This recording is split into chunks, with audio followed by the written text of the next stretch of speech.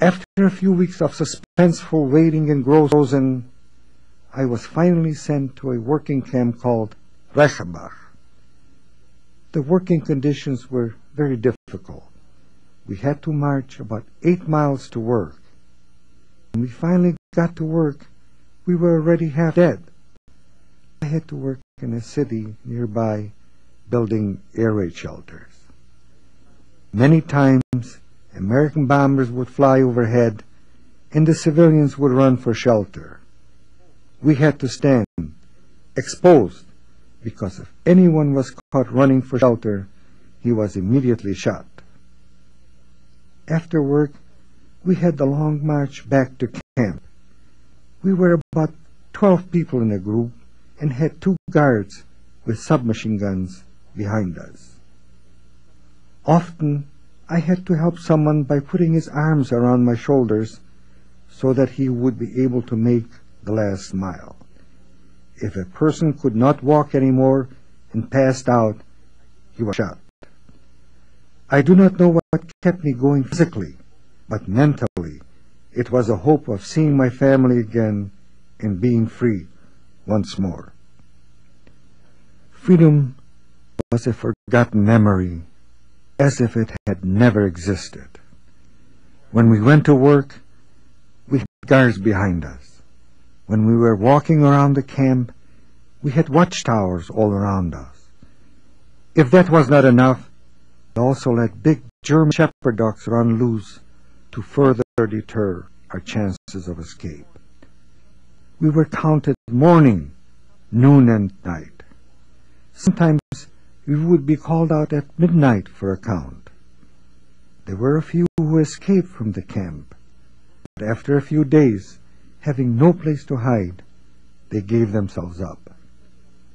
Many people resigned themselves to the idea that they would never live through this, and those people did not last long. At first, they began to die mentally, and then, finally, their physical strength gave way. The food given by the Nazis was so meager.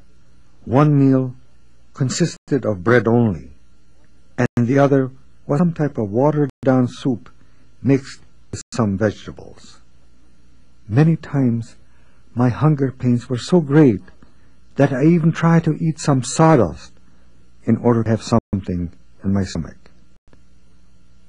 After a few months of working in the city near Reichenbach, I was transferred to another job in the camp. One day, as I was working near a woman's compound, a woman called me over and handed me a piece of bread through the barbed wire fence. Somehow the guard caught me taking the bread and went to get a stick. It was a known fact that once you were beaten by a guard, the chances for survival were very slim. The guard took me aside, and I thought that the end had come for me.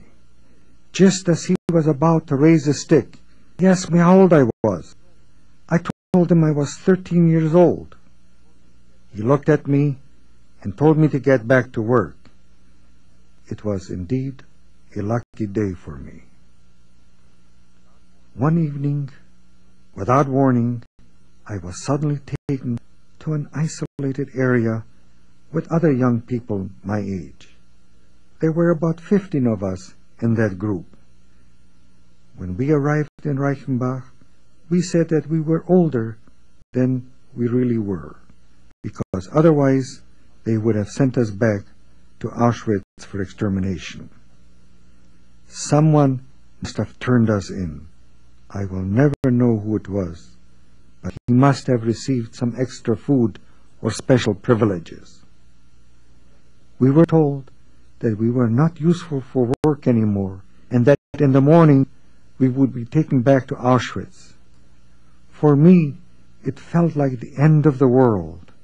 It was an indescribable feeling. The next morning, we were standing outside, waiting for the truck to take us to Auschwitz. Every time I heard the sound of a motor, I thought, this is it. I had never given up or lost my faith, but this morning was different. All of a sudden, the camp commandant came towards us and pointed his finger at me, saying, "You, go and join that group of workers." One of the men in a special group passed out, and they needed a fill-in because they already had completed the count.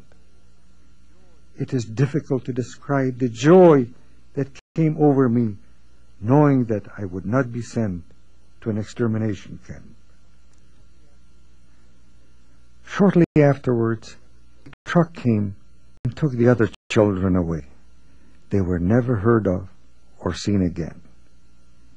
As time went on, because of the great hunger pains, people started to steal food from each other. I remember one evening when I went to my room with my ration of bread that was supposed to last me all day. The lights suddenly went out and my bread disappeared. These people were supposed to be my friends, but hunger knows no friendship.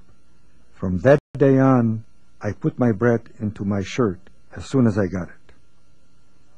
One day the camp commandant found out about my age and decided that I was too young to be in a work group. So I was put into a separate camp with people considered unfit for work. We all realized that something was going to happen to us, because as soon as you were put on a disabled list, it was only a matter of time before they shipped you to an extermination camp. Shortly afterwards, we were told that we would be shipped out of Reichenbach.